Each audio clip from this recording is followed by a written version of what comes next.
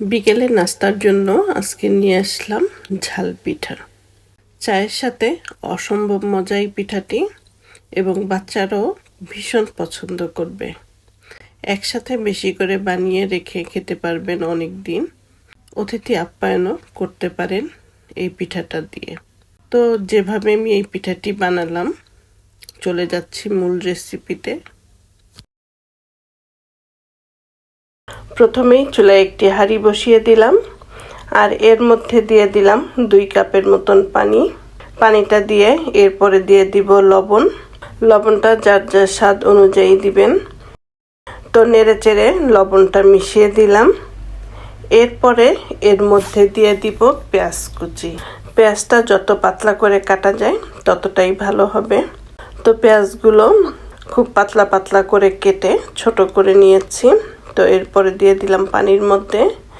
আর এখন দিয়ে দিব 1 চা চামচ আদা, কারণ এই পিঠাটার মধ্যে আদাটা একটু বেশি দিতে হয়। আর দিয়ে দিলাম আধা চা চামচ রসুন বাটা, আধা চা চামচ হলুদ গুঁড়ো এবং আধা চা চামচ মরিচ গুঁড়ো।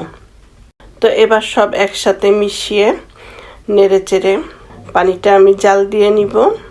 আর পানিটা ভালো করে ফুটিয়ে নিতে হবে, যাতে আদা রসুন হলুদ মরিচের গন্ধটা না থাকে।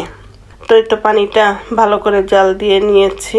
এখন এর মধ্যে আমি দিয়ে দিলাম আধা কাপ ময়দা, আর দিয়ে দিব চালের গুঁড়ো।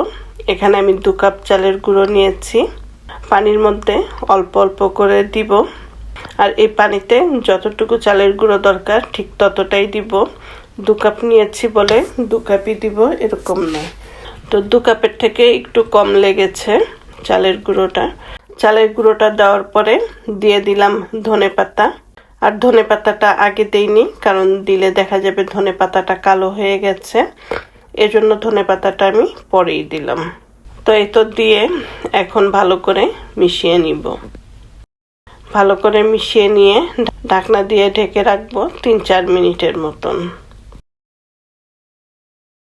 তো 4 মিনিট পরে ঢাকনাটা খুললাম। স্প্যাচুলা দিয়ে নেড়ে নিচ্ছি, যেহেতু অনেক গরম। আর এত গরমটা তো হাত দিয়ে মাখা যাবে না, তারপরও আমি একটু ট্রাই করছি। হাতে ঠান্ডা পানি লাগিয়ে মেখে নিচ্ছি। বারবার ঠান্ডা পানির মধ্যে হাতটা ভিজিয়ে এরপর আমি এটা মেখে নিলাম।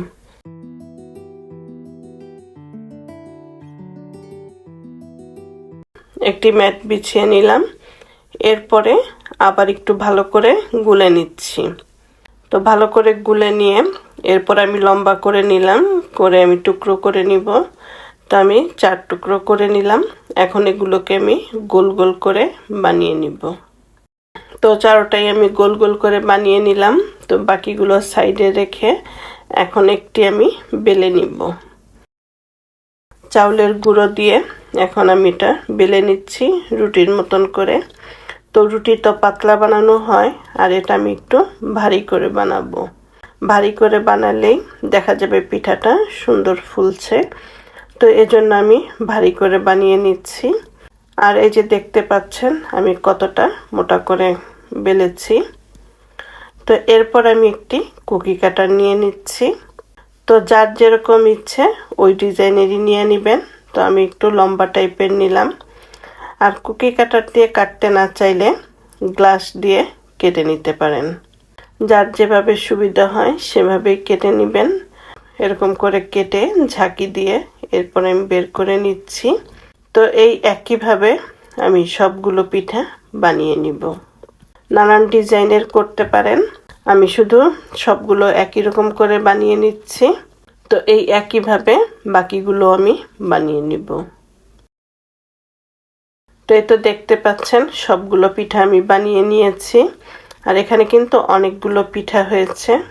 কিছু পিঠা আমি ভাজবো, আর বাকিগুলো আমি ডিপ ফ্রিজে রেখে দিব, তাহলে অন্য সময় ভেজে খাওয়া যাবে। হঠাৎ বাসায় মেহমান চলে আসলে তখন খুব সহজেই গরম গরম ভেজে খাওয়াতে পারেন।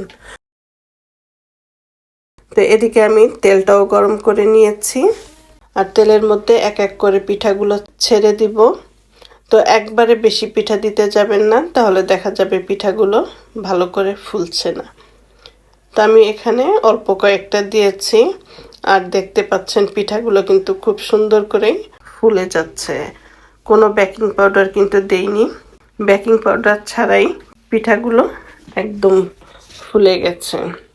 তো উল্টে পাল্টে দুটো পাশ আমি ভেজে নিব। আর এই পিঠাগুলো কিন্তু বেশিক্ষণ ভাজার দরকার নেই, যেহেতু চালের গুঁড়োটা আমরা সিদ্ধ করে নিয়েছি।